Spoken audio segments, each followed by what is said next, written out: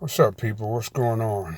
I say good morning to everybody because it is about 7 o'clock in the morning where I'm at, and I'm shooting this video while this shit is kind of fresh on my mind. I ain't put up nothing in a couple of days um, regarding reparations, and the reparations debate that we're having. Coming up into the 2020 election. I ain't put nothing up really since I've been back from Trinidad. But while I was down there, I got a chance to talk to some people, right? Some educators and some law enforcement officials down in Trinidad, and they're Caribbeans and they know about CARICOM and all that. As a matter of fact, they don't think that highly of CARICOM. Um, One lady told me it was filled with thieves and opportunists, and they've been around for a long time and they haven't really accomplished anything. And she knew a little bit about the history of them. But anyway, I started talking about the ADOS movement in the United States, right? And she didn't know what ADOS meant, so I told her, American Descendants of Slavery, and that we're pushing for tangibles from our politicians, and we're also pushing for. We also have a new uh, reinvigorated reparations movement going on, right? Soon as I said reparations, her and her law enforcement officer husband, started, no, no, no, it'll never happen. No, no, no, it ain't gonna happen. Blah blah blah blah blah. My immediate answer was, just because y'all don't think that reparations will happen for us here in the United States, does that mean we're not supposed to demand it? Does that mean that we're not supposed to keep sticking that thing in white people's face and letting them understand that a real debt is owed and we're aware of that debt, and until you white folks settle that debt, then black people are not going to be satisfied, and we're not going to take part in your sham elections anymore.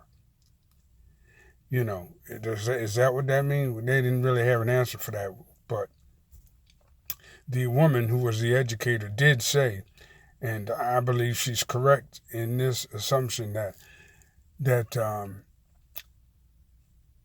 if white people were to give ADOS, white people in the United States were to give ADOS reparations in the form of cash payouts, it would lift us up out of the bottom rung of society, and we would no longer be the underclass. Someone else would have to take that position, and black and white people aren't going to do that. And she said something that I've said in the past, that no president wants to be the one who has to take responsibility for giving black people. No president wants to take the responsibility for giving black people that big of a chunk of the American pie. He'll be looked on as the worst president this country ever had, even worse than Donald Trump, because we already know Donald Trump is not going to do it. That's what she said, and I agree with her on that point. But what a lot of Caribbeans and Africans and others don't understand is that the reparations movement is a long-term movement. It's something that's going to take, some decades and a few more election cycles before it actually comes about. But we got to keep sticking it in their face. And they don't understand how powerful the black vote is in the United States, especially with Democrats, because we are the Democratic base. Now you got people like Kamala Harris talking about this $100 million. I think she said $100 million. Might have been $100 billion housing program for people of color. This big, whatever the number is, housing program for people of color. Well, people of color, and when they say people of color and when they say minorities, they're not talking about black people. They're talking about everybody but black people. They're talking about LGBT. They're talking about Hispanics. They're talking about immigrants. They talking about white women. And black people still going to be way down at the bottom of the list. So our position doesn't change at all in the program that Kamala Harris is talking about. Our position doesn't change at all. You take 2 glasses of fucking water, and I use this analogy a lot. You take 2 glasses of fucking water, and one of them is empty and one of them is half full, and you pour a half a glass of water in each one of them, the goddamn ratio stays the same. And that's basically what they're trying to do. And we're not falling for it. We're not falling for any black people in this country, ADOS people in this country are not falling for any of these shenanigans and games and feel-good gestures that Democrats want to keep pushing out there. Nothing short of reparations is going to mobilize us to go to vote for anybody. It's going to motivate or mobilize us to go vote for anybody. Because we already know the elections are a fucking sham. We already know it's bullshit. And not just reparations, right? Anytime you ask one of these assholes if they plan to do anything for black people, the first word out their mouth is no. They ask them motherfuckers on the debate stage, you got one shot. You got day one, you get one thing you can do. What's the first thing you can do? They all had some kind of fucking shit for gay people, some kind of shit for Hispanics, some kind of this, some kind of that. But not one of them had balls enough. Not one of these Democrats had balls enough to say, I'm going to do something specifically for black people. I'm going to have a tangible program, law for black people that targets ADOS people. None of them. But they want us to get out there and stunt and vote for them. And then you got these coons like Roland Martin out here talking about how we are self-hating because we won't get behind Kamala Harris. Kamala Harris won't get behind us unless it's to push us in a jail cell, slam the door. And let's get it straight. Let's get this shit straight once and for all, right? Kamala Harris is not one of us. She just simply is not. You know, she never has been and never will be.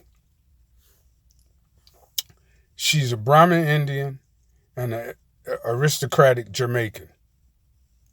You know what I mean? She comes from a privileged class in both those societies. She doesn't relate. She went to HBCU, so the fuck what? That don't mean a goddamn thing. She doesn't mean anything. What means something is what she's done since she got out of that HBCU. And the HBCUs ain't what they used to be. Don't get it twisted. They're not.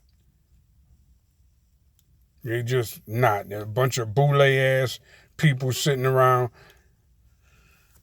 going to parties and bullshitting. Because when they come out of there, they act like they better than everybody else. But I digress on that point. Kamala Harris is not one of us. Kamala Harris, matter of fact, I just found out the other day, she just started referring to herself as black. But just because somebody calls themselves black, don't mean, one, that they're ADOS, and two, that their mindset is that of a black person who went through the shit that most black people go through in this country. Neither is Barack Obama, for that matter. These two people they basically the same, but they're not like us.